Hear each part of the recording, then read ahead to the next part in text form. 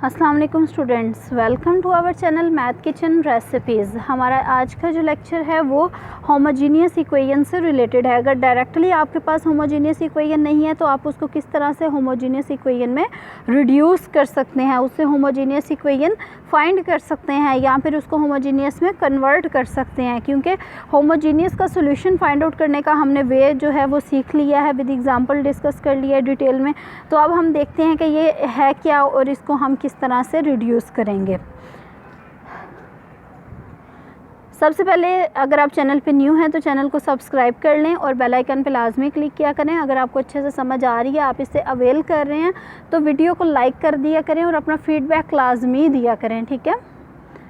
The differential equation, तो हम start करते हैं अपना। The differential equation a1x plus b1y plus c1 into d x, ठीक है, ये साथ में डी एक्स आ गया। a2x plus b2y plus c2 is equal to 0। अगर आपके पास इस तरह की इक्वेशन है, is not differential, is not homogeneous, ये क्या है, होमोजीनियस नहीं है, यहाँ पे डी वाई आएगा। is not homogeneous but it can be reduced to a homogeneous form as illustrated below। इसको किस तरह से हम homogeneous form में reduce कर सकते हैं, तो उसके दो वेज हैं। सबसे पहला केस क्या है कि अगर आपके पास जो कोफिशेंट्स हैं, कोफिशेंट्स किस किस के हैं, a1 देख लें, a1 a2 किसके कोफिशेंट्स हैं, ये x के कोफिशेंट्स हैं, b1 b2 किसके कोफिशेंट्स हैं, y के, c1 c2 जो है वो कॉन्स्टेंट्स हैं।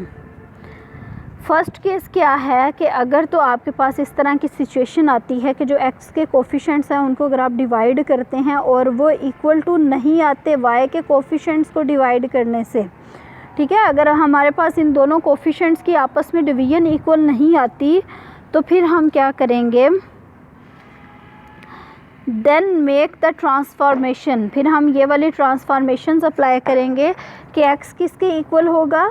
यहाँ पे सारा जो है वो स्मॉल x में है, उसको हम लिख देंगे capital X plus H. Capital X क्यों लिखेंगे, ताकि हम कंफ्यूज ना हो, तो हम इसको कैपिटल X प्लस एच लिख देंगे। इसी तरह से जो स्मॉल y जहाँ जहाँ होगा वो y प्लस के में हम लिख देंगे। तो जब हम लिख के इसको इसमें कन्वर्ट करेंगे तो then given differential equation becomes a1x plus b1y plus ah plus a1h plus b1k। इसको अगर आप सिंप्लीफाई वगैरह भी कर लें, dx कॉमन ले लें, इधर से dy कॉमन ले लें, तो इस फॉर्म में बनेगा। अब h और k जो है वो क्या है, वो solution of the system of equations हम इसको कंसीडर कर लेते हैं, क्योंकि हमने h और k की डेफिनेटली वैल्यूज़ भी फाइंड करनी होंगी।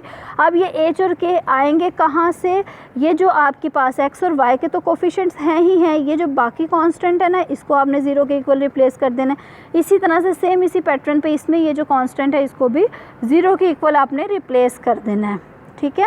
अब हमारे पास क्या आ गई, दो साइमल्टेनियस इक्वेशंस आ गई। जब हम इनको सॉल्व कर लेंगे ना, एक दफ़ा सी कैंसिल हो जाएगा, ये एक दफ़ा हमारे पास a1 की वैल्यू आ जाएगी, h की वैल्यू आ जाएगी, और सेकंड टाइम जो है वो k की वैल्यू आ जाएगी, ठीक है।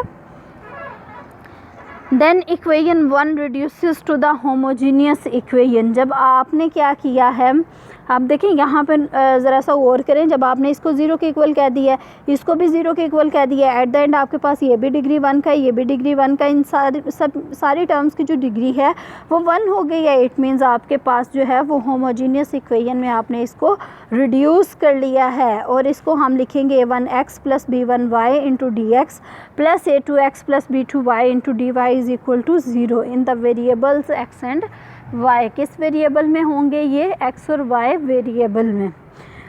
ये तो हो गया केस 1। केस 1 क्या था कि अगर आपने x के कोफिशेंट्स को जो है वो आपस में डिवाइड किया है, वो इक्वल टू नहीं है जो y के जो कोफिशेंट्स है दोनों के, तो फिर आपने क्या करना है, जो स्मॉल x इक्वेशन में, एक्चुअल इक्वेशन में यूज़ हो रहा है, उसको capital X plus H replace कर देना है। जो स्मॉल y एक्चुअल इक्वेशन में यूज़ हो रहा है उसको कैपिटल Y प्लस के रिप्लेस कर देना है, और एट द एंड रिप्लेस करने के बाद जो आपके पास कॉन्स्टेंट्स आएंगे उनको 0 के इक्वल कर देना, ठीक है। केस 2 देखें, केस 2 क्या है, केस 2 क्या है कि अगर तो इन दोनों को डिवाइड कर दें और ये आपस में क्या आ जाएं, इक्वल आ जाएं, कि a1 ओवर a2 आपने किया और ये सेम वही है जो b1 ओवर b2 है, ये आपस में इक्वल आ जाएं, देन पुट, फिर हमने क्या करना है कि ये जो a1x plus b1y, a1x plus b1y ये जो है ये जो चीज़ है आपने इसको किसके इक्वल रिप्लेस कर देना है, z के इक्वल रिप्लेस कर देना है। जब आप इसको z के इक्वल रिप्लेस करेंगे and the given equation will reduce to a separable equation in the variables x and z।